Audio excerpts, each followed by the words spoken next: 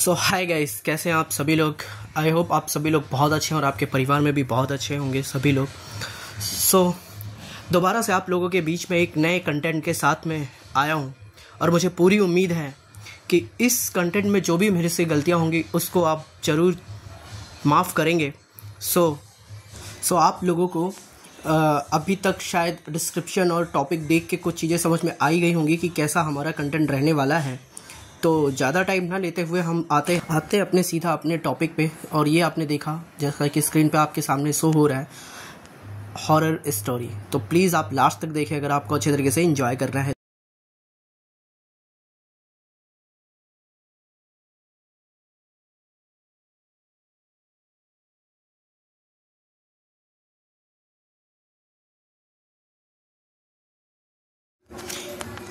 एक छोटा सा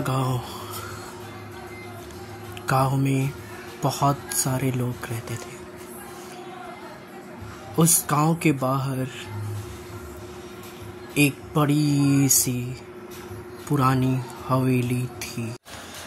टूटी दीवारें, जंग खाए गेट और चारों तरफ फैली अजीब सी सन्नाटा। लोग कहते थे कि यहाँ हवेली कभी आलीशान थी, पर एक हादसे के बाद इसे शापित मान लिया गया।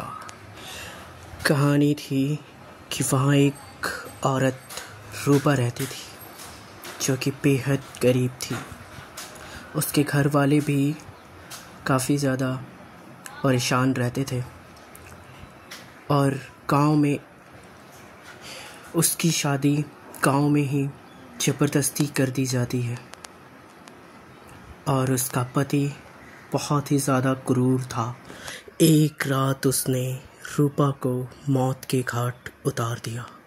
उसकी चीखें हवेली की उन दीवारों में हमेशा के लिए कैद हो गई।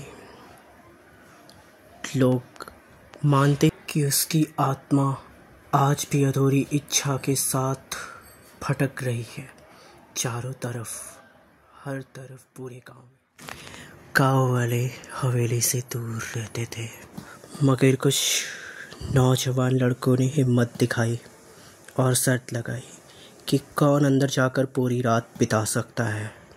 उनमें से एक जिद्दी लड़का था जिसने उस हवेली में जाने का फैसला किया और अकेले निकल पड़ा हवेली की तरफ।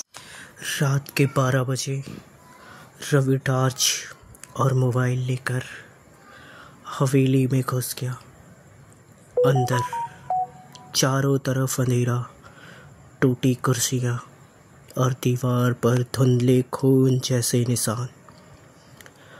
अचानक हवेली के अंदर पुराने घड़ी का पेंडुलम अपने आप बजने लगा, जबकि वो सालों से टूटा हुआ था। रवि को लगा शायद हवा का असर है, लेकिन तभी एक लंबा सा गलियारा दिखा जिसके अंत में रोशनी में चमकता कमरा था। कमरे के अंदर एक आईना रखा और आईने में उसे खुद का चेहरा नहीं बल्कि एक औरत का चेहरा दिखाई दे रहा था। काली आंखें, फटे होठ और खून से सनी साड़ी। औरत ने धीमी आवाज में कहा, मुझे पूरा करो। रवि डर के मारे कांपने लगा। वो पीछे मुड़ा तो वही औरत उसके ठीक सामने खड़ी थी। उसका चेहरा आईने से बाहर निकल चुका था। उसने हाथ बढ़ाकर रवि का गला पकड़ लिया था। रवि डरते डरते मोबाइल से रिकॉर्डिंग करने लगा और उसका फेस, सारा चेहरा अलग तरीके से बदल चुका था और उसकी आवाज़ दब चुकी थी। और आईने के अंदर रवि का चेहरा पूरी तरीके से कैद हो चुका था हमेशा के लिए। आज भी गाँव वाले कहते हैं कि जो भी उस हवेली में जाता है वो बाहर कभी इंसान बनकर नहीं निकलता, वो अधूरी आत्मा का हिस्सा बन जाता है वो इंसान। So guys, thank you for watching. और आप लोग मुझे बताओ, क्या आप ऐसी हवेली में जाना पसंद करोगे? यस और नो